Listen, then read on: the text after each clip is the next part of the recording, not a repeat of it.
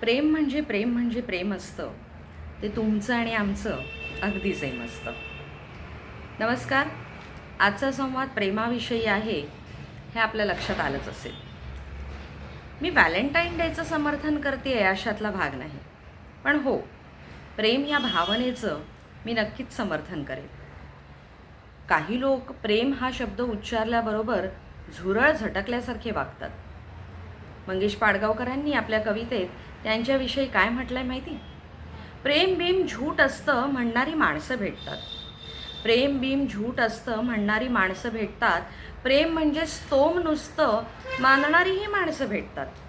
म्हणू देत कुणाला काहीही, पण त्यामुळे प्रेम आहे हे सत्य काही बदलत नाही.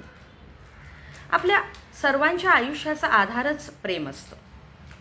माणूस जन्माला येतो तोच मुळी हृदयात प्रेमाचा अखंड खळखळता झरा घेऊन, आणि मग पुढे वेगवेगळ्या नात्यांमध्ये तो प्रेम अनुभवत असतो. प्रेमाच्या वेगवेगळ्या छटांनी त्याचं आयुष्य रंगीत फुलपाखरासारखं होऊन जातं.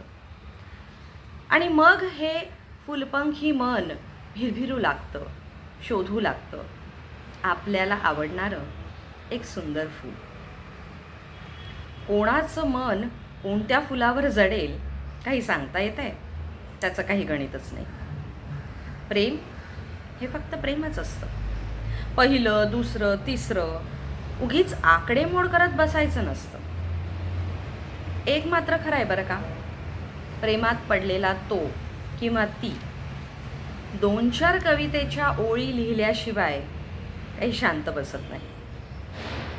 सूर्या नावाच्या एका नवकवीने आपल्या कवितेत असं म्हटलंय, माझ्यावर प्रेम करा असं म्हणता येत नाही. माझ्यावर प्रेम करा असं म्हणता येत नाही, आणि आपण प्रेम करू म्हटल्यानेही ते होत नाही.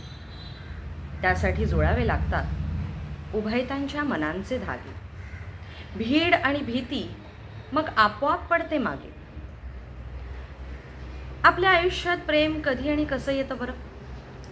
सुधीर मोघेंनी फार सुरेख शब्दात त्याचं वर्णन केलं आहे. दाटून आलेल्या संध्याकाळी अवचित सोनेरी ऊन पडतं.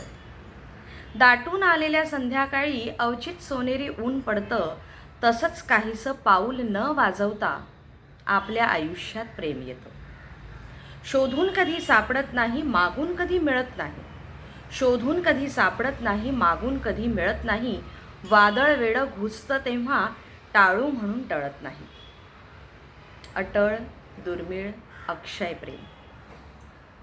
प्रेमाला उपमा नाहीच, हे तर देवाघरचं देणं.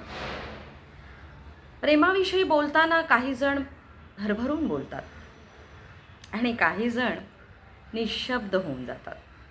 हीच तर प्रेमाची गंमत आहे.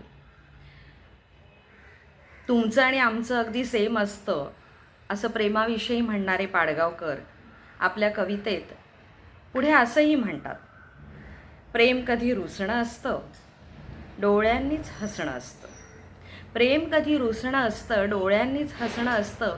प्रेम कधी भांडतं सुद्धा. 2 ओळींची चिठ्ठीसुद्धा प्रेम असतं. घट्ट घट्ट मिठीसुद्धा प्रेम असतं. प्रेम करण्याच्या, प्रेम व्यक्त करण्याच्या तऱ्हा कशा काय बरं सेम असू शकतील? प्रेम समजलं तर भावना, पाहिलं तर नातं, म्हटले तर केवळ शब्द, वाटली तर मैत्री, घेतली तर काळजी, तुटलं तर नशीब आणि मिळालं तर स्वर्ग. लव्ह ॲट फर्स्ट साईट सुद्धा प्रेम असतं. आणि एकमेकांना कधीही न पाहता त्याच्यावर प्रेम करणं हे सुद्धा प्रेम असतं.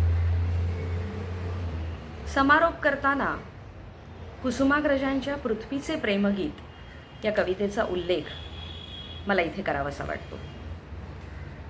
पृथ्वीचे प्रेमगीत ही एक प्रतिकात्मक कविता आहे. पृथ्वी सूर्याभोवती फिरते आणि चंद्र पृथ्वीभोवती फिरतो, हे एक शास्त्रीय सत्य. या वैज्ञानिक घटनेमध्ये कुसुमाग्रजांना दिसली एक दिव्य आगळंवेगळं प्रेम करणारी ध्येयवेडी प्रेयसी. सूर्याविषयी तिची प्रेमभावना व्यक्त करताना ती असं म्हणते, युगामागुनी चालले रे युगेही, करावी किती भास्करा वंचना. युगामागुनी चालली रे युगेही, करावी किती भास्करा वंचना. किती काळ कक्षेत धावू तुझ्या मी, कितीदा करू प्रीतीची याचना. या पृथ्वीभोवती चंद्र, बुध, शुक्र, धूमकेतू हे सुद्धा प्रेमाराधना करता आहेत, पण त्यांच्याकडे पृथ्वी ढुंकूनही पाहत नाही. तिला आस आहे केवळ तेजपुंज सूर्याची. आणि म्हणून ती असं म्हणते, परिदिव्य ते तेज पूजून पाहून, परिदिव्य ते तेज पाहून पूजून, घेऊ गळ्याशी कसे काजवे. नको क्षुद्र शृंगार तो दुर्बळांचा, तुझी दूरता त्याहुनी साहवे.